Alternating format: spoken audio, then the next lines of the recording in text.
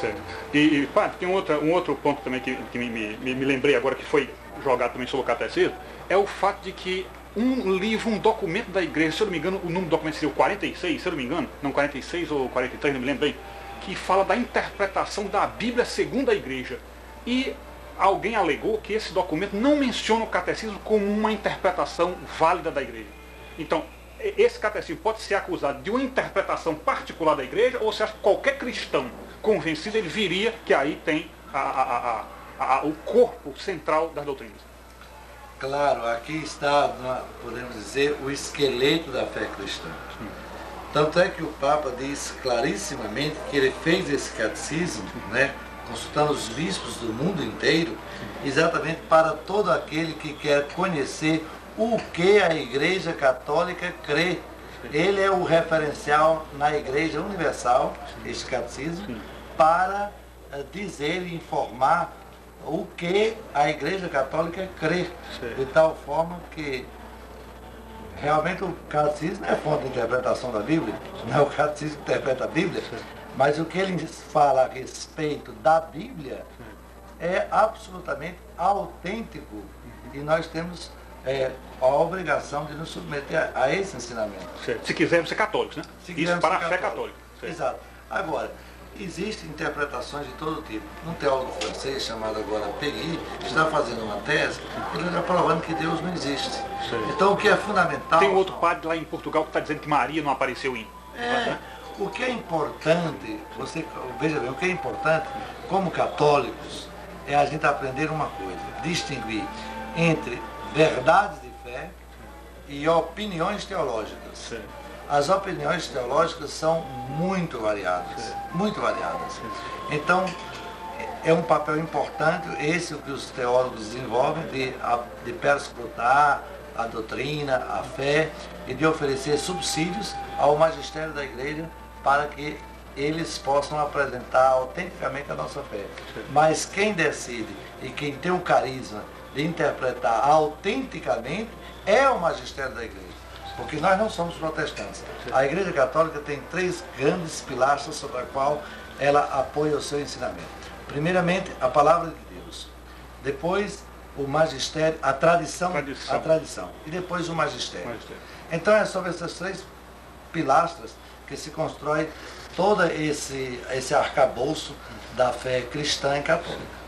Padre, e a última pergunta seria essa. Já que a igreja, como eu também, acredita em anjos, como também acredito na volta do Senhor, até no meu anjo da guarda, eu acredito e rezo para ele, a igreja, qual é a posição atual da igreja a respeito do demônio, ou o nome mais vulgar, que é o diabo? A igreja diz que ele existe de fato, se trata de um anjo que se rebelou contra Deus, ou é apenas uma alucinação coletiva, uma histeria, uma invenção de parapsicólogo? Como é que a igreja vê isso?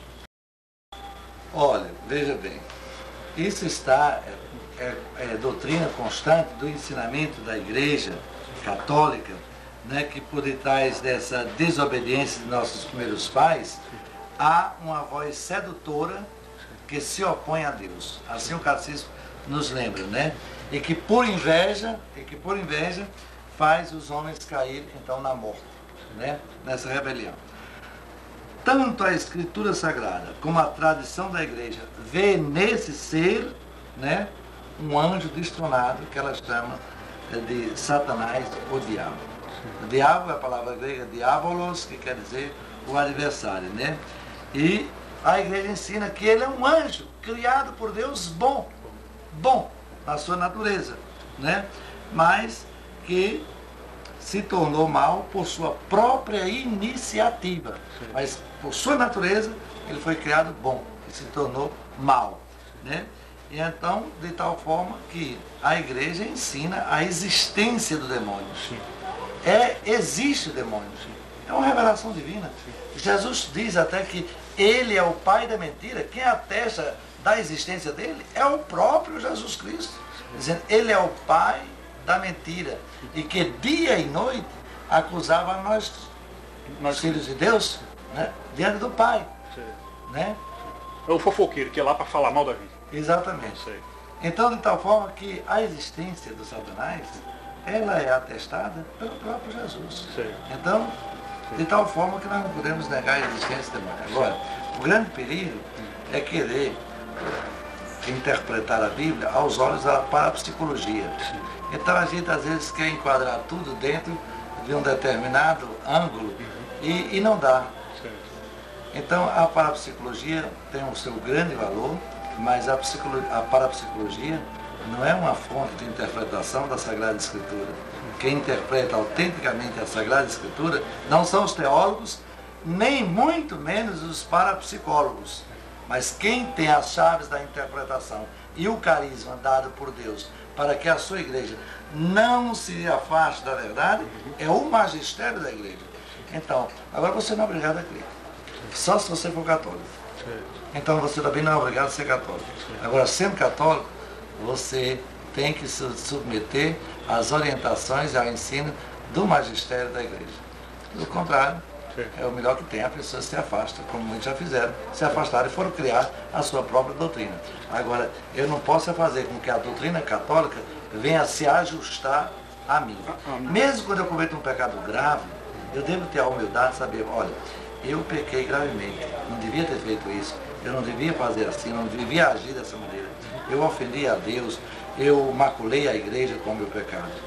Mas não querer legitimar o pecado, fazendo agora uma modificação na doutrina de Jesus para que sirva ao meu interesse e se ajuste ao meu caso particular. Eu tenho muito cuidado com os meus alunos, eu dizer sempre para eles, eu digo, olha, uma coisa é o nosso pecado, a nossa fragilidade, né? A gente sentir essa incoerência que nos machuca, que nos humilha, de saber que nem sempre nós vivemos aquilo que nós pregamos, mas nós não podemos perder a dignidade, a hombridade, né? De reconhecer que eu é que pequei e não é a igreja, é o ensinamento da igreja que está errado e que deve se adaptar à minha situação pessoal. Isso é um caso de ética de situação.